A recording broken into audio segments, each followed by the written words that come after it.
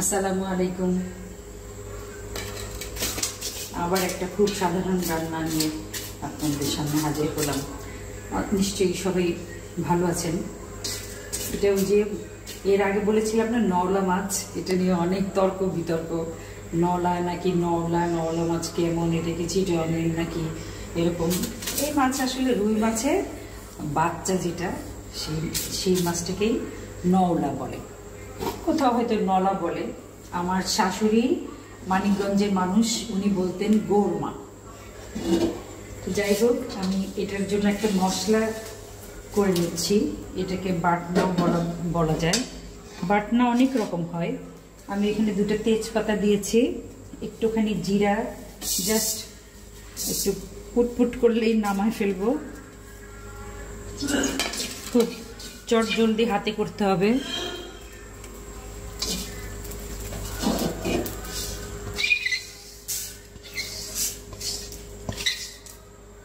এখানে চুলার জালটা একদম কমিয়ে দিলাম।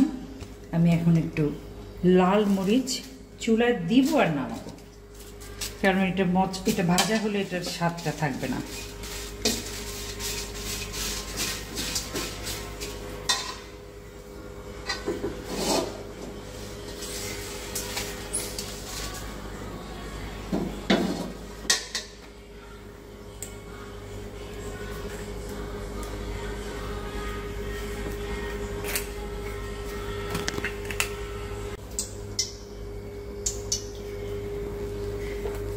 এবার আমি একটু পেঁয়াজ, রসুন, কাঁচামরিচ এটা তেলে ভেজে নেব। এটাও ওরকম অনেক বেশি ভাজা হবে না, হালকা ভাজা হবে।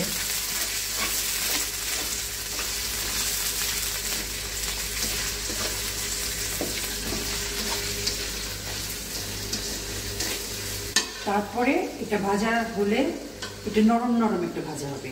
কাঁচামরিচ যখন দিবেন, এটা অবশ্যই মনে রাখবেন কাঁচামরিচের আগাটা অথবা পেছনটা ফেলে দিতে হবে, বা একটু আগাটা ভেঙে না ফট করে ফুটে চোখের লাগার ভয়, চোখের দাগের মুখে লাগার ভয় থাকে। এটা যখন ভাজা হবে তখন আমি এই সমস্ত কিছু, এই যে দুইটা তেজপাতা, একটুখানি শুকনো মরিচ, একটুখানি জিরা, আর পেঁয়াজ, রসুন আর কাঁচামরিচ, এটা একসাথে আমি বেটে নেব। এটা এক ধরনের বাটনা। এই বাটনাটাতে তরকারির সুগন্ধটাই অন্যরকম হয়ে যায়। আমি আবার মশলাটা বেটে তারপরে আবার আসছি।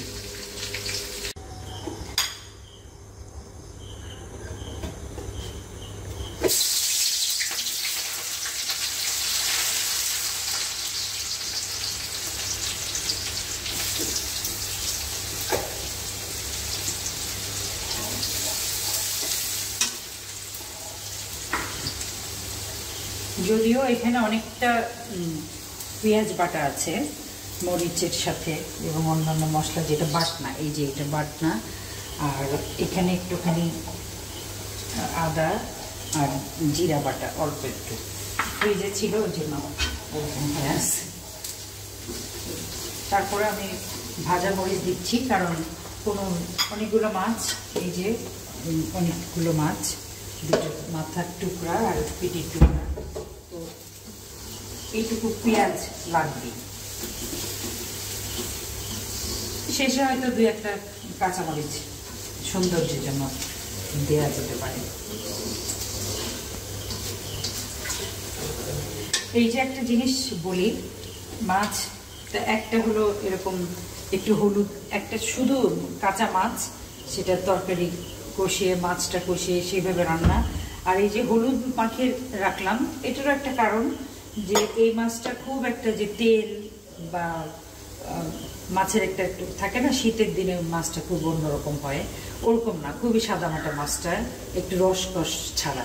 তো সেই ক্ষেত্রে একটু হলুদ লবণ মাখিয়ে রাখলে তখন যখন রান্না করব তখন আর মনে হবে না যে লবণটা ভিতরে ঢুকে নেই।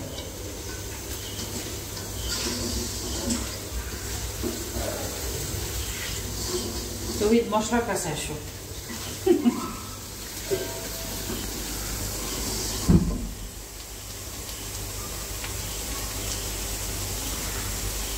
এই পেঁয়াজটা বলে যাবে কীভাবে কখন পুড়লো। আচ্ছা, যাই হোক, আমি মশলাটা দিয়ে দিচ্ছি। একটু ঝাল হবে তরকারিটা, সালুনটা, মাছের সালুন ঝাল হবে, কেউ কেউ কানতে কানতে খাবে।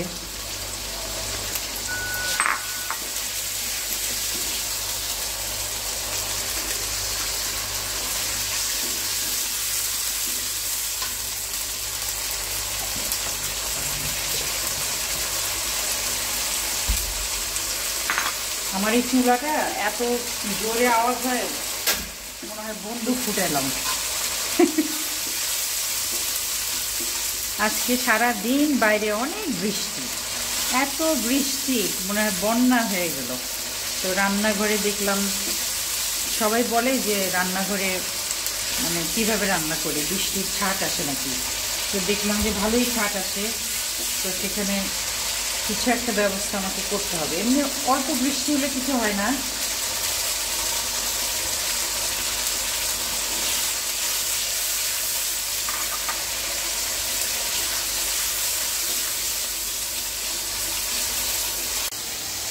একটু লবণ দিলাম, মাছে তো মাখানো একটুখানি লবণ দেওয়া ছিল। এই টাইপের শুধু মশলার উপরে মাছ রান্না করলে তখন এই মশলাটা কষানোর মধ্যেই সমস্ত মনকে আনা। মশলাটা যদি মাছের কাঁচা মানে কাঁচা মশলার গন্ধ থাকে, তখন মাছ হাজার স্বাদ হলেও তরকারি স্বাদ হয় না। এটা একবার কষালাম, গরম পানি দিলাম, আর একবার কষানো হবে, তারপরে মাছটা দিলাম।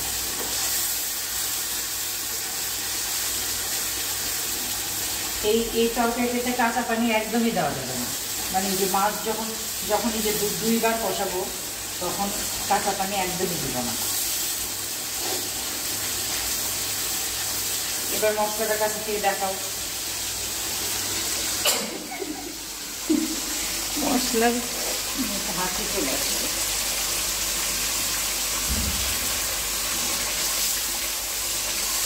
মশলাটা এরকম একসময় বোঝা যাবে যে আর কাঁচা মশলার গন্ধ নেই।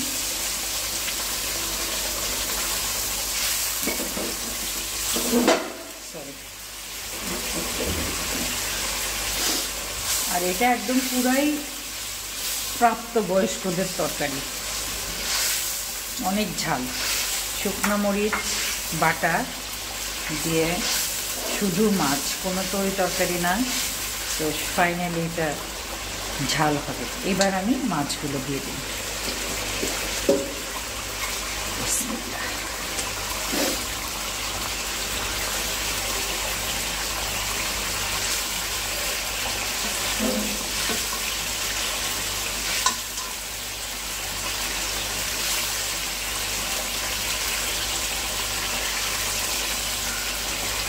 এই খন্তিটা গরম হয়ে গেছে।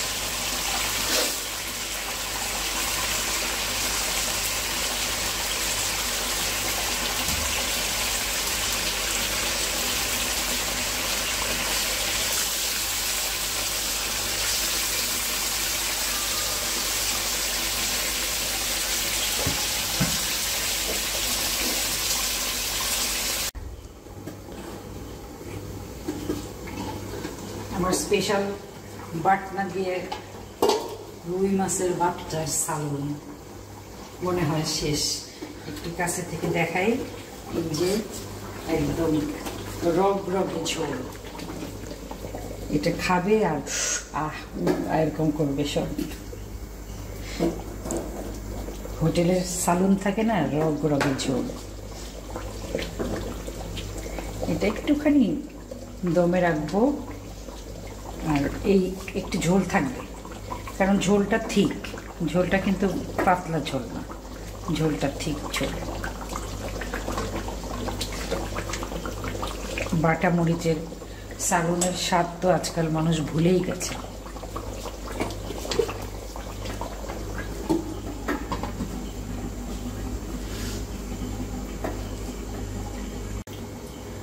আমি বারবার শুধু মাছের সালুন এই কচুর ভর্তা, এই কচুর লতি, কাঠ কচু, এই টাইপের মানে একঘেয়ে টাইপের রান্না হচ্ছে।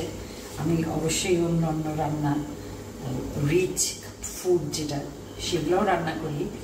তো এখানে আসলে একদম ফ্রেশ মাছ পাওয়া যায়, ফ্রেশ সবজি, তো সেই জন্য আসলে বারবার। তো আজকের যেটা, এর আগেও আমি নলা মাছ দিয়ে কোনো একটা সবজি টবজি দিয়ে রান্না করেছিলাম। আর এটা তো এই যে এই তরকারিটার স্পেশালিটি হলো এটার মশলাটা, বাটনা বাটা, যেটা আগের দিনে বলতো না কোট না কোটে বাটনা বাটে, মানে বিয়ে বাড়িতে একটা ধুম বাটনা বাটারও কি, মানে কয়েকজন লোক একটা না বাটনাই বাটছে সারাদিন। তো সেই আমি ঐতিহ্যবাহী যে খাবারগুলো, যেগুলো আমাদের একান্ত আমাদের দেশের মা, খালা, দাদি, নানি তারা রাঁধতেন, সেগুলো তাদের কাছ থেকে যেভাবে শিখেছি আমি সেভাবে উপস্থাপন করার চেষ্টা করি। তো যাই হোক, আমার মাছের সালুন স্পেশাল বাটনা দিয়ে, এটাই আমাদের আজকে একমাত্র ভাতের সাথে একমাত্র সালুন। আর ডাল আছে, হয়তো দুপুরে একটু একটা চচ্চড়ি আছে, এটা দিয়ে আমরা খাবো। তো সবাই ভালো থাকবেন, ঘরের খাবার খাবেন মনের আনন্দে, কারণ ঘরের খাবারে আমি জানি যে কোনো ভুলভাল কিছু নাই। মা খালারা সবসময় হাত পরিষ্কার করে ধোন, হাঁড়ি পাতিল পরিষ্কার করে ধোন, মানে পরিষ্কার পরিচ্ছন্নতা যেটা, এবং যে তো নাড়ছেন, এবং এই যে কাপড়টা, এই কাপড়টা পরিষ্কার, কারণ এই কাপড়টা নিয়মিত সিদ্ধ করে ধোয়া হয় ঘরে। তো হোটেলে তো অনেক রকম হয়, আমি কারোর উপর কোনো দোষ চাপাচ্ছি না, অনেক রকম ভুলভাল থাকে। মশলা ফ্রিজিং করে যেখানে, সেখানেও অনেক রকম ভুলভাল থাকে, সেগুলো আমরা জানি না।